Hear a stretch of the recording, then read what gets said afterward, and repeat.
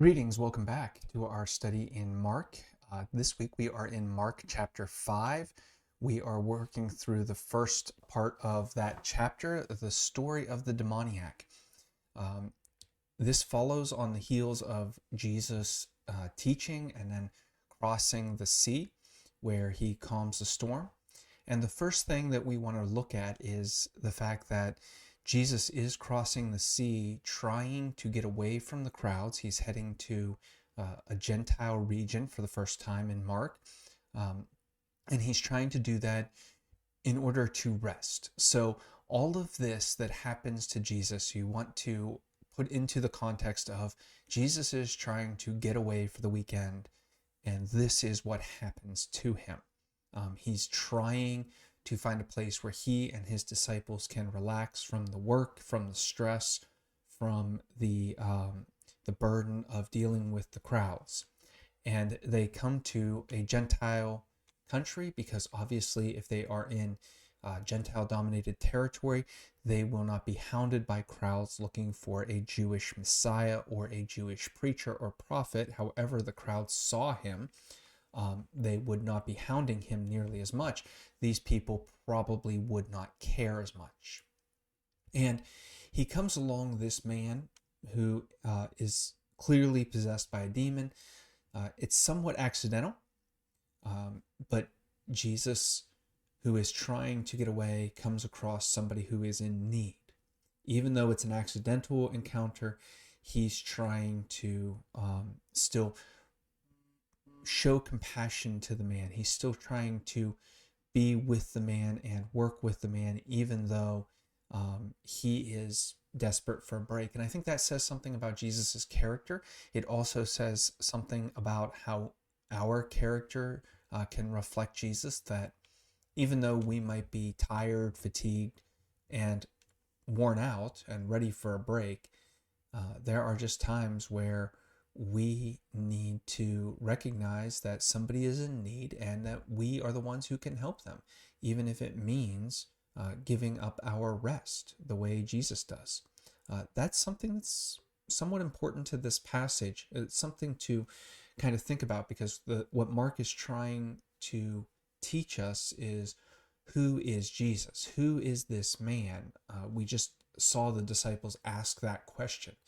While they were in the boat, they literally asked, who is this person who can calm the wind and the seas with just a word? Now we are coming to a place where Mark is going to say, who is this person that cares for a demon possessed Gentile when he is just trying to get a break and trying to relax? So we need to ask that both about Jesus, who is this man, but also about us. How does this impact us? Especially as we try to follow Jesus and his teachings. So this demoniac comes up to Jesus, and we are told repeatedly that he dwells among the tombs. Now, this would be a natural place for somebody who is outcast from his community to dwell. It is a place where there are lots of naturally forming caves in a rock face. It would at least provide shelter. It is well away from humanity, but at the same time, it is close enough that people could bring him provisions. So this is a reasonable place for somebody to dwell if they don't have any other home available to them. But it also serves the purpose to show us, not only is this a man a demoniac, he lives in a place that would make a Jewish person unclean just by being in contact with that.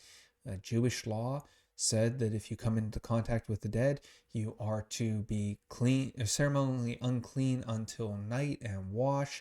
And so this is a place that it's a location that's unclean. So we have a man who is unclean, who's impure. He is, and again, we should notice that ritually unclean. This does not mean that they are diseased in any way. This does not mean that there's anything other than a taboo against touching them, because you would not be able to worship that day. You would not be able to go into the temple courts because you are ceremonially impure.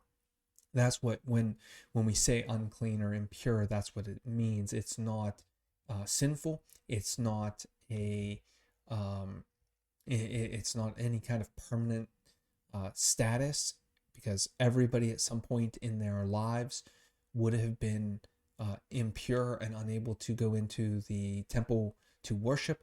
And so what we're trying to show, though, is Jesus is entering a place that is very impure. He's around tombs. He is around a demoniac. We're going to see in a little bit that he's around pigs, which are also impure animals. And there are a legion of demons. The whole scenario is designed to show us that this is, and he's in Gentile country. He's not even in the Jewish homeland. This whole scenario is designed to show that Jesus is in a place that if there is a scenario where he should be made unclean, impure, this is it. If he is in this scenario, this is where we should see the most impurity, and thus, in the minds of the time, the least effective work of God. The prophet should not be able to work under these circumstances. And so we want to take all of that into consideration when we're looking at this story. This is Jesus working in the worst environment. That's what we're trying to get out of this. This is the least chance of success. 1,000 demons, well, thousands of demons working together as one. That doesn't happen. But if now it's happening, a place where just by entering that place you are ceremonially unclean, a man who is unclean, surrounded by animals that are unclean, in a land that does not belong to God and therefore is unclean. Jesus shouldn't work here, and yet he does. He's able to subdue the legion of demons. The odd thing about this is there is a conversation that happens, and it's almost it's a little strange, because is Jesus unable to truly cast them out the way he wants to? Is this conversation meant to just highlight the circumstance and show us how ridiculous this situation is, in a sense, that Jesus is being confronted by so many demons? It's probably the latter. It's probably Mark wants you to see that how much this situation is stacked against Jesus. And so Jesus needs to purify the situation, even though it is completely stacked against him. He should not be able to overcome this. At least no normal exorcist in the Jewish world would have been able to overcome this. No normal prophet would have been able to overcome this. So if Jesus is able to, then we have to ask, why? Why is Jesus able to overcome this? What is special about him? And he does. And what Jesus does is send the demons into the pigs. Now, from our perspective, from our 21st century perspective, we are looking at a severe loss of life and economic gain to the farmers. And so from our perspective, from our cultural perspective, we see this as a travesty that thousands of pigs rush into the lake and are drowned. First off, we should point out pigs would swim. So the pigs could swim. And so that very fact kind of makes us look at this story and go, what's going on here deeper than the surface level? Because pigs can swim, and there might have been there's something here that we're supposed to see that's deeper than just the story level, and that is that the pigs are unclean. Pigs are the most unclean animal.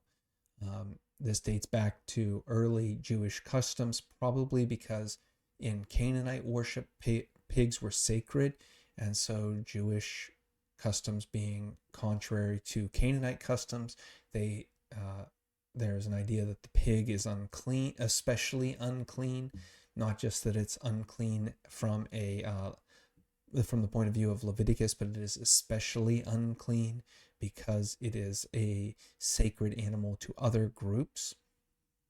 And so what is happening is not simply are the demons being taken away, but the most unclean animal that is associated with idol worship is also being drowned and taken away.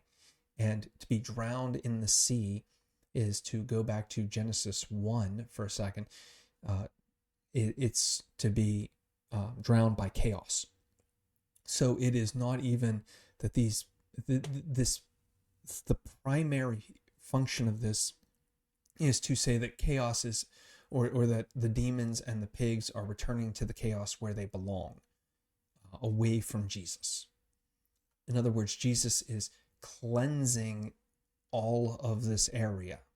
It's not simply a matter of Jesus healing this man. He's cleansing the whole area of everything that defiled it.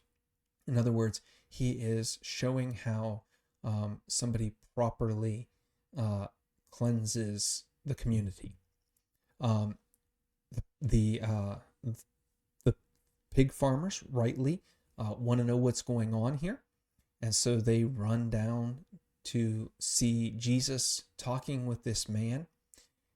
And we should notice two things about the difference between these pig farmers and the community and the way that Jesus interacts here. Number one is, whenever the farmers or the community members are talking about the man, they refer to the demoniac. Mark is very quick to put that word back into the story. When Jesus is interacting with the man, it is the man. He regains his identity as human, where everybody else sees his past and sees his identity wrapped up in the demonic possession. Jesus sees this person as a man, and where everybody else sees the loss of pigs, Jesus sees the gain of a person. It's something that is subtle, and again, I don't want to sell this too short about the travesty that would have been the loss of such a big herd of pigs, but at the same time, it does speak to us in our more capitalistic culture that these people were caught up in the economics of the situation, that they lost money, and what they overlooked was the man being healed. And too often today, we can be caught up in the economics of the situation. We can be caught up in the loss of money, and what we fail to see is people being healed and made whole. And what Jesus and Mark want us to see is that the far more important event here is this man is made whole, where everybody else wants to focus on his past. They want to focus on the economics. Jesus wants to focus on the man and who the man is and who he is able to become. The man wants to focus on Jesus, and we should be proud of that too. The man says to Jesus, "Let me come with you." And Jesus says, "No, you go back to your people and tell them what happened." Now, notice what Jesus says to this man. He doesn't say to teach things about Jesus. He doesn't say to the man that you have to get a theological education. He says, go back and tell them what happened to you. It's a reminder to me, and I hope it's a reminder to you, that we teach what we know. And if we know what happened to us, that is what we teach. If we know something else, then we can teach something else, but only focus on what we know. And primarily what we know is what has happened to me. We don't know anything else about this man. We don't know what happened in these towns after Jesus left. We don't know that he had much of an impact at all. But what Jesus wanted to see from him is tell the people your story so that when opportunities come for them to encounter Jesus, then they will be ready.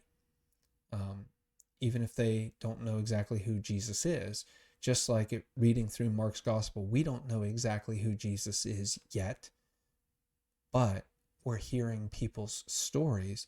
And so as we grow to encounter Jesus more, we can be ready based on what other people have told us.